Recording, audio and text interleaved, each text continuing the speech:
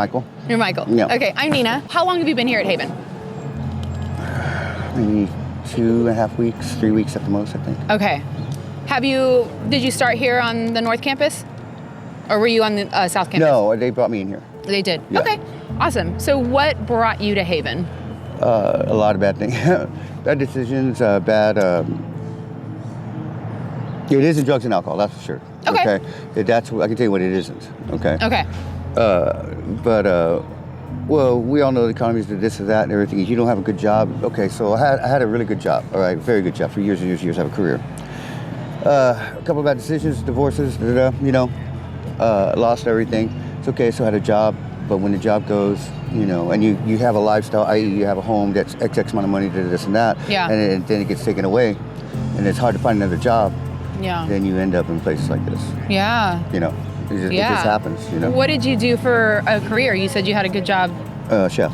Ooh, okay. That's awesome. So you love to cook? I absolutely love it. I actually two professions, chef and I'm a musician. So I do a chef both. And a musician. Yeah. What's your instrument of choice? Guitar. Guitar? And singing. And singing. Mm-hmm. That's really cool. No, I love that. So you were working as a chef?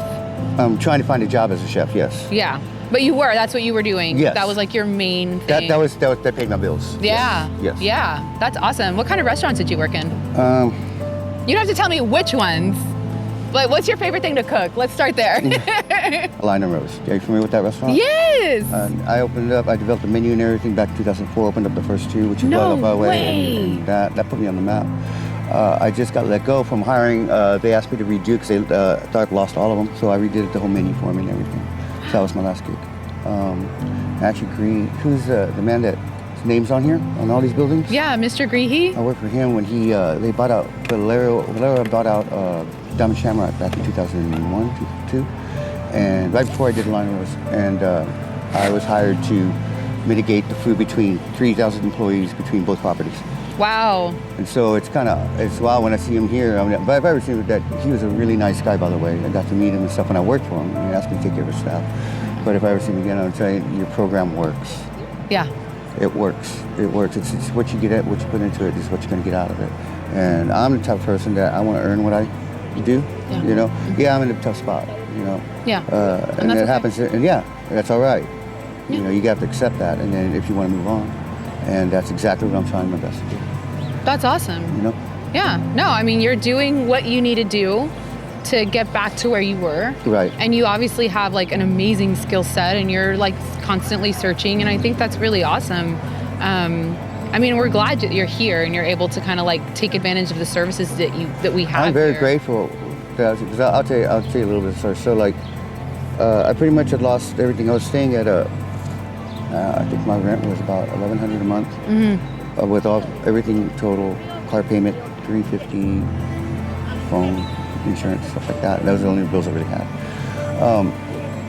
And then I lost it. So I was making a little money doing music, but it wasn't enough.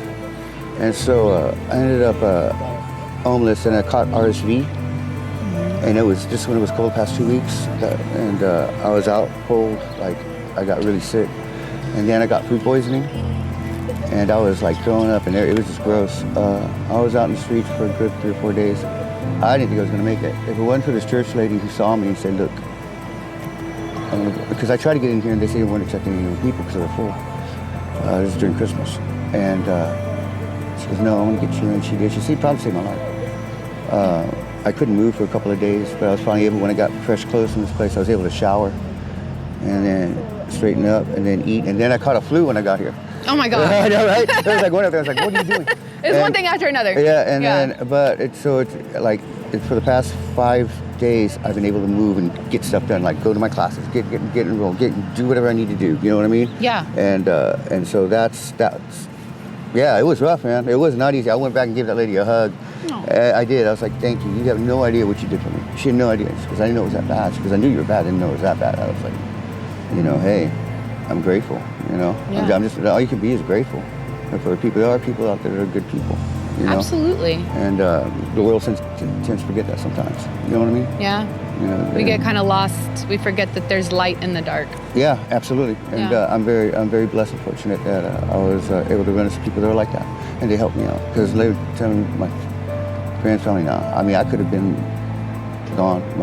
Anybody that knew me didn't care. Yeah. And some people did, and that I give big props to this place and to certain people that helped me be okay. And so, in order to respect that, I want to do my best to get back where I need to go. Yeah. And you will. Yeah. You will do it. Hopefully, Yeah. I'm gonna work hard for it. That's for sure. Yeah, for sure. Just like I've done all my life, just work hard, and, go forward, and try not to look at the negative parts. Yeah. So that's how I got here. What do you want people to know about homelessness? It sucks. Yeah.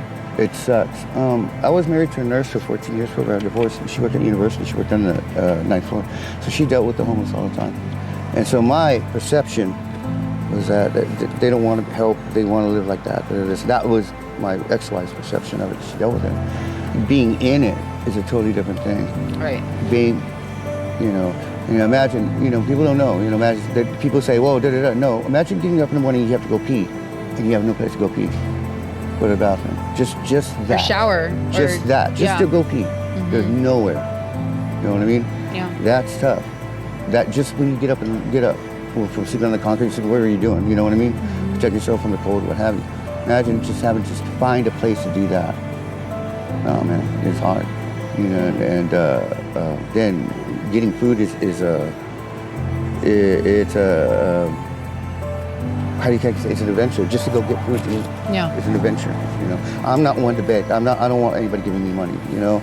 Although I'll take charity. Because that's what it's there for. It's not fun. There's nothing fun about it. Yeah. I was watching this thing on YouTube, this little YouTube show. This celebrity was doing an interview. He said, "Hey, you have a soft spot for homeless people?" He goes, "Yeah." He goes, he was a big basketball star, and he said, "Yeah, my dad picked me up one day, and he's like, you heard me bitching about, how much pressure I have." He goes, "You want to see pressure?" He goes, "Look down." He goes, "We went down underneath the bridge, this homeless guy with his wife and 3 kids." He goes, "That's pressure." Because you get paid at the end of the day. That's pressure, and it's true. And for me, it's like I get it. You know what I mean? Yeah. And so it's like I help out. I volunteer in the kitchen all the time. I help clean up. The most important thing is be clean. Clean up after. That's the thing people don't understand. Is that we live in the dirt. So to keep everything clean and nice, so somebody can have a nice place to have a nice meal.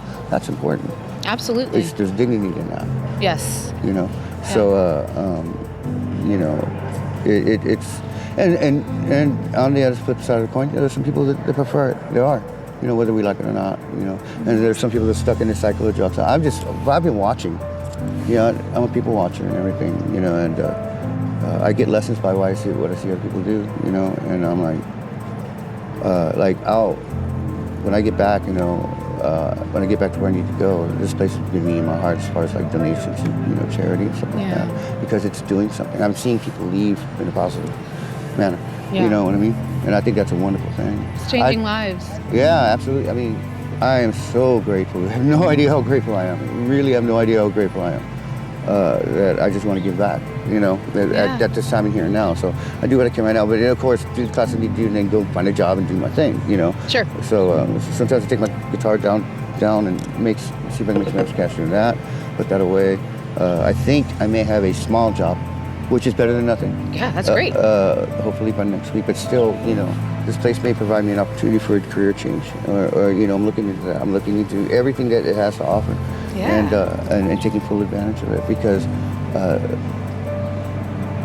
it's like this. It's like I'm a spiritual person, and one of the things that I tell people in congregations is, in Japan they have these vases that are broken, right, and they're worth they're tens of thousands of dollars. And they're broken up and they're put back together, and you can actually see the cracks. There's a light in it that shows cracks. That's the glory of God inside of us, because we're cracked.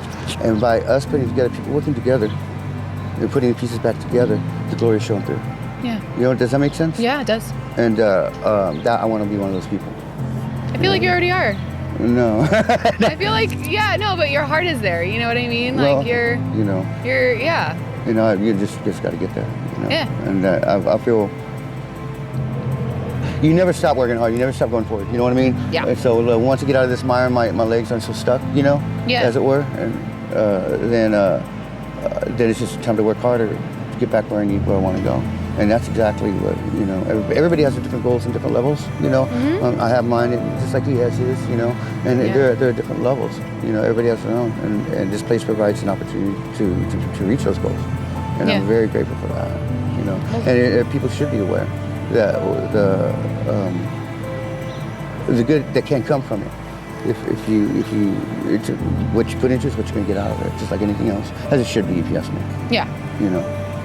Well, thank you for sharing your story. Oh, you're welcome. Thank you for coming up here and hanging out with me just for 10 minutes and then telling me all about your life, because it's really great what you're doing, and we're glad that you're here, but we can't wait for you to move on to the next greatest thing. Neither can I. Yeah. But while I'm here, I take full advantage and be as positive and help out wherever I can, because I'm being helped.